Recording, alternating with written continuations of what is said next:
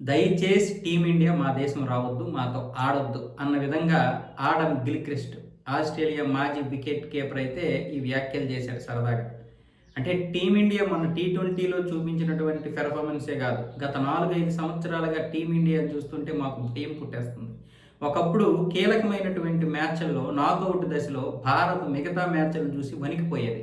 కానీ ఇప్పుడు మిగతా టీముల్ని వణికించేస్తుంది. అలాంటి పరిస్థితుల్లోకి టీం వెళ్ళిపోయింది.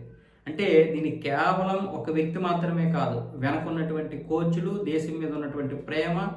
అంటే అక్కడ దేశం గెలవాలి అనే ఉద్దేశంతో ఎక్కువ ఆడతారు. క్రికెట్ గెలవాలి, ఈ మ్యాచ్ మనం గెలవాలి అన్న ఉద్దేశంతో ఎప్పుడూ కూడా మేము భారత క్రికెట్లో చూడలేదు. ఓడిపోయినప్పుడు కూడా దేశమే ఓడిపోయింది అన్న విధంగా వాళ్ళు ఎప్పుడూ కూడా బాధపడేవారు, ఆలోచించేవారు. ఇప్పటి నుంచి కాదు, మేము సచిన్ టెండూల్కర్ అప్పటి నుంచి, కపిల్ దేవ్ నుంచి కూడా చూస్తున్నాం అన్న విధంగా ఇప్పుడు ఆడమ్ గిల్క్రిస్ట్ అయితే మాట్లాడుతున్నాడు. ఇప్పుడు ఉన్నటువంటి టీం తోటి అయితే మేమైతే ఆడలేము. ఎందుకంటే వాళ్ళు ఎలా ఉన్నారంటే ఒక భయంకరమైనటువంటి రాక్షసుల మాదిరిగా ఉన్నారు. అంటే ఆటలో రాక్షసులు.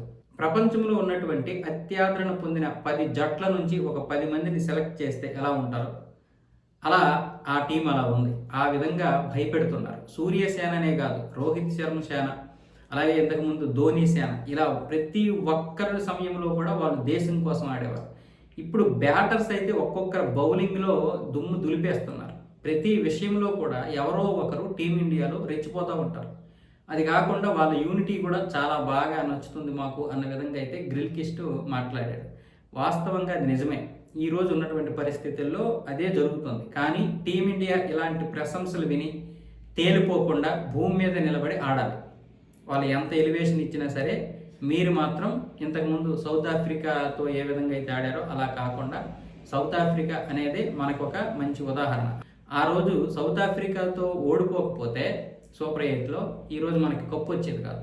అందుకే మన వాళ్ళు ఎంతమంది ఎన్ని విధాలుగా ప్రశంసించినా మనమైతే కొంచెం భూమి మీదే ఉండాలి.